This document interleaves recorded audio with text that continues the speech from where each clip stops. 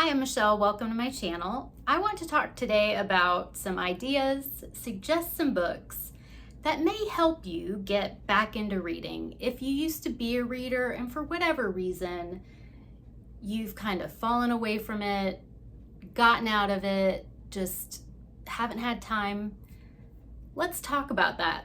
Because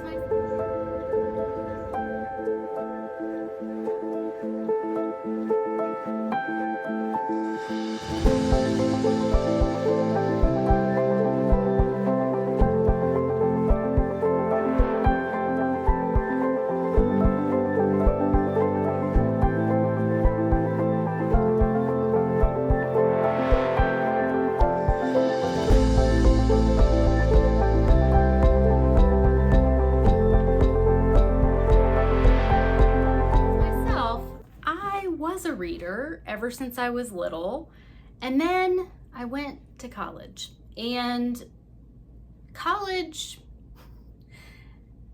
takes up a lot of time, a lot of energy, a lot of brain space, right? And then I majored in literature, and you have to read a whole bunch of stuff that you might not be interested in. In my case, there was a lot that I was not interested in. Classics that some I'd never heard of. There were some contemporary things, but mostly it was stuff that in the beginning I just wasn't interested in. Then I could kind of pick my focus, and I became completely overwhelmed with reading American literature classics. That was my kind of focus. And after I graduated, I just didn't want to pick up a book. I just didn't. And so for a while, I wasn't reading. And life circumstances, things that happened, I just kind of stayed not a reader for a while. I did meet a group of friends that we started a book club, and the book club was awesome. It lasted for, I think, 2 or 3 years, and then I moved away.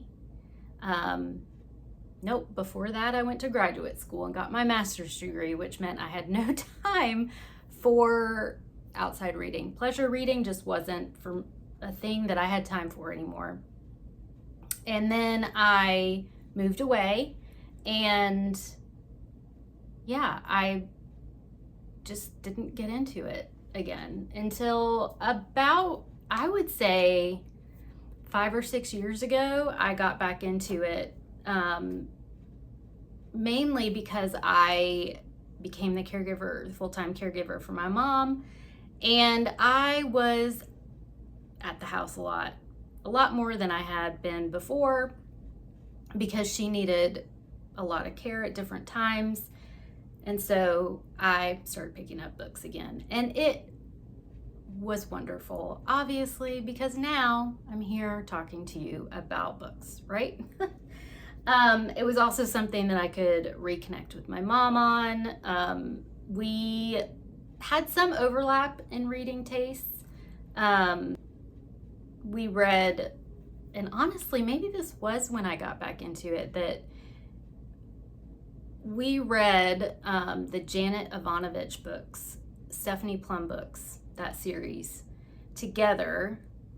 We would kind of like, okay, you read this one and then pass it on. And then, we just kind of moved through them that way. And they were fun. They were light. They were cozy mysteries, I guess, with a little romance on the side and a quirky older character. And it was what I needed at the time. Now I've gotten into more of a variety of things, and I wanted to just kind of give my tips, I guess, some suggestions if you want to get back into reading. First and foremost, I gotta say, I wish I had known about BookTube when I got back into reading. There's just so much variety on BookTube. There's readers who love fantasy, there's readers who love romance, there's mystery and crime readers, there's a variety, there's just a variety of different types of readers on BookTube. And so if there's something you're specifically looking for, I've even put in a title of a book in the search engine and found some great reviews that way and some great new booktubers to follow. So if you're here, you're already aware of BookTube probably, and that's a great place to start. So you're there. Just maybe think about what you used to read, if you used to read, or what type of TV shows you watch, and pick up something in that genre. Mysteries are kind of used to be my go-to genre. Mystery thrillers. I liked watching those type of TV shows, movies. It had to have a good plot. It had to keep my interest. I've got a couple of suggestions for the mystery thriller genre that I think about that I just want to suggest. And I'm trying to pick ones that I haven't mentioned much before. I think I have mentioned this one at least once before, but The Death of Mrs. Westaway by Ruth Ware. This is a kind of common trope in mystery thrillers, but no one does it like Ruth Ware. So far I've read 2 of hers. I know she has a really long backlist, and I can't keep up with how many she's coming out with either. But this is basically a young girl, young adult, who needs money, gets a letter or about an inheritance from a relative she knew nothing about, and she has to go to a location, usually an old Gothic mansion. That's the best kind, right? To get the inheritance, she may have to do something, and what unravels is just kind of a game of who is who and how are they related and who did what to whom, and yeah, does she even want the money at the end? You know, how many strings are attached to this money? And it's just a fun, freaky, I mean, there's definitely, you know, gothic mansions that give me creepy vibes, are reminiscent of an old house mansion type thing that some family members of mine lived in when I was little, and I remember getting creeped out by the back staircase and all that type of stuff. So it hit home for me, and it also felt like an Agatha Christie novel, in my opinion, which I do enjoy Agatha Christie, but sometimes Agatha Christie can start off kind of slow and the language is a little bit heavy. This is not. This is very easy to read, and it gripped me right away. So definitely recommend that if you're into mystery and thrillers. Another one that I read fairly recently, and I say that like maybe in the last year I've read this, and this is When No One Is Watching by Alyssa Cole. Again, this has a house that is, there's some questioning around the house. There is basically Sydney Green is trying to keep this building that is in her beloved neighborhood from turning into condos. There's corporation that's buying up the block and trying to get the black families out of the neighborhood, and things happen. People go missing, paranoia sets in for Sydney, and she does end up, who's the guy? Theo, who is her neighbor, they kind of are trying to figure out what is going on. And it took some turns I was not expecting at all. It kept me totally engrossed. I think I read this in maybe a weekend. It did not take me long to get through this. I am very interested. Alyssa Cole just came out with a new thriller, and so that's high on my list as well. But any kind of mystery thriller that keeps your attention and keeps you reading, that's a great way to get back into reading. Another way to get back into reading that I have found is kind of a nostalgia type read. Something that maybe means a lot to you, maybe was very critical in your reading life prior to whenever it was you stopped reading for a while, or something maybe that you read when you were a kid. A very nostalgic read for me was the first book in Anne of Green Gables by L.M. Montgomery. I remember watching the movie from the late 80s, I think it was, early 90s, with my sister a lot when we would come home from school. And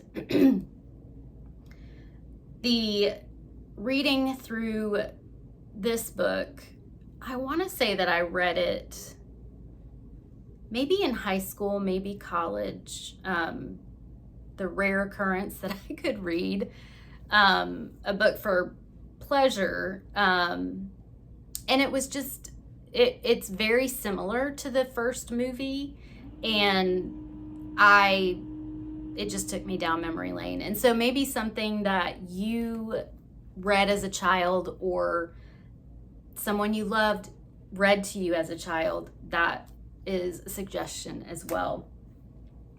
I think the main thing is finding what you like in books, is looking at that connection with any kind of entertainment that you enjoy. So it's the TV shows, the movies. If you like documentaries, you might, or true crime, I know that that's a pretty big deal.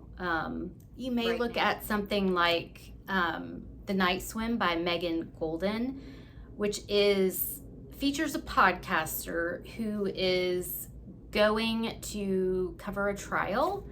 And when she goes to this town, she starts receiving like notes and kind of stalkerish kind of behavior happens to her. And you kind of get into another case that was labeled as a drowning, and the girl who died, her sister, wants this podcaster to open the case.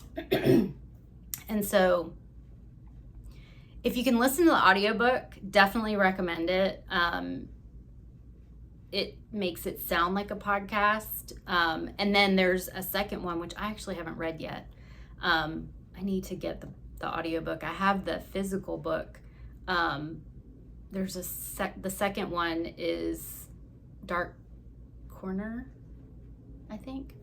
That is also, if you're into podcasts, find and look for some books that focus on a podcaster, or kind of tell the story in a podcast format. Another great way is, if you're not sure if you want to jump right into just a straight traditional novel, you could do something like The Appeal by Janice Hallett, which is kind of mixed mediums put together in a story. And that is, The Appeal is the story of this young girl has cancer, and the family is trying to raise money for treatment, while also putting on this production play.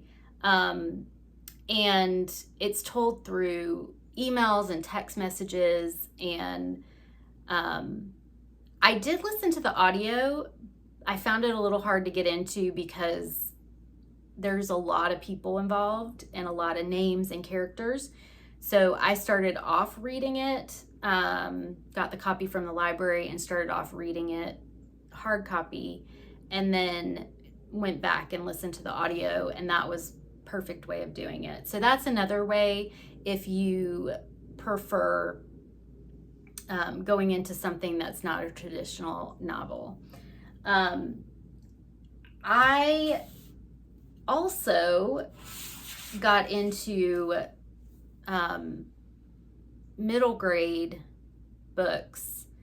You know, I liked, as I said, I liked the different series, middle grade series. Sleepover Friends was kind of a little bit younger than that. And then The Babysitter's Club and Sweet Valley High, I think. I didn't read that as much. But middle grade is a great way to start reading again if you're maybe short on time, which many of us are. There's so much going on, families, work, what have you, that maybe jumping into an adult novel seems a little overwhelming. And this one I really enjoyed was Pony by R.J. Palacio. I'm not sure if I'm saying that right, but I read this just this March, I think. And what I liked about it is there is sort of a mystery, and with the main character is middle grade age, and he is trying to find his father. And there's kind of a paranormal element to it. Not a lot. It's not overdone or anything like that. It's just a little bit of magic, paranormal element that really kept me in it even more, because I was trying to figure out, is this real, is it not? So you're basically going with the little boy, or the I don't remember how old he was, and he is going to find his father. It also has some old photographs in it as well. And yeah, it was just a really immersing experience to read this. I think, did I read it and listen to the audio? I may have done that. I may have read them in tandem. Which is, should mention, another great way is if you're not sure if you want to sit down and read a book, try an audiobook. I didn't really get into audiobooks until more recently, probably the last 3 or 4 years, dealing with my chronic illness. I can't always focus on the page. And so I found that audio was actually really soothing for me and really great way to take my mind off my chronic illness that was impacting me so much. So that's a great way as well. I also enjoy kind of like a family saga, mystery, kind of all rolled into one. And I would say that is sort of what The Seven Husbands of Evelyn Hugo by Taylor Jenkins Reid is. There's a kind of a story within a story, and it's set up that way. So we've got Evelyn Hugo, who is this Hollywood actress who is in her 70s or 80s when the book opens, and she wants to write her memoir, autobiography, and she am I remembering that right? She wants to tell her story, the truth of her life. And she selects kind of this unknown journalist to come to her house and tell the story that she was kind of the true story has never really been told. And so the journalist, who is Monique, goes and meets with Evelyn, and it's kind of this mystery that starts out with, why did this big movie star pick out this, unknown journalist who hasn't done a lot of writing, a lot of work early in her career. And I was really engrossed by it, the different stories. And it's going to be kind of a juicy tale because there's 7 husbands. And yeah, it kept me engaged and interested. The characters are well written, and the ending is not what I expected. And so anytime a book can do that, because I always try and figure it out, I just do. If a book can kind of surprise me at the end, that's an even better book, in my opinion. So along the lines of kind of a family saga is one with family secrets. And I would recommend The Vanishing Act of Esme Lennox by Maggie O'Farrell. If you've spent any time on my channel, you know that Maggie O'Farrell is a favorite author of mine.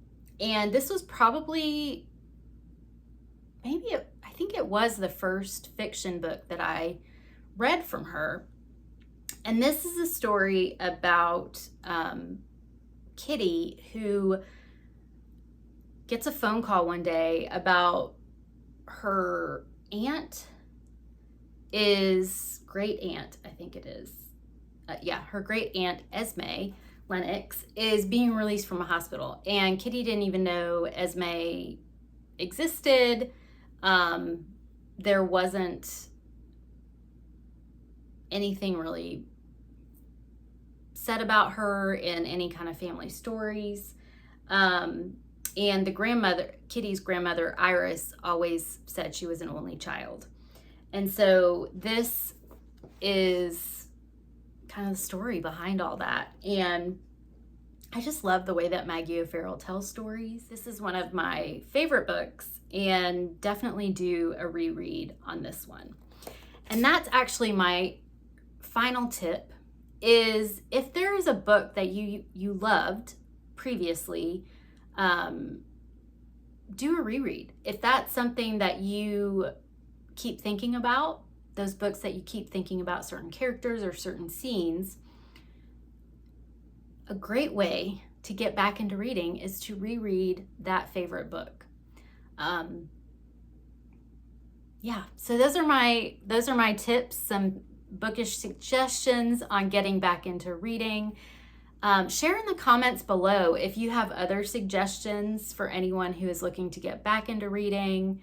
One of the great things about BookTube, and part of why I wanted to join with my own channel, is having a lot of conversation in the comments of videos about books that you loved, haven't read, want to read, suggestions for certain kind of books.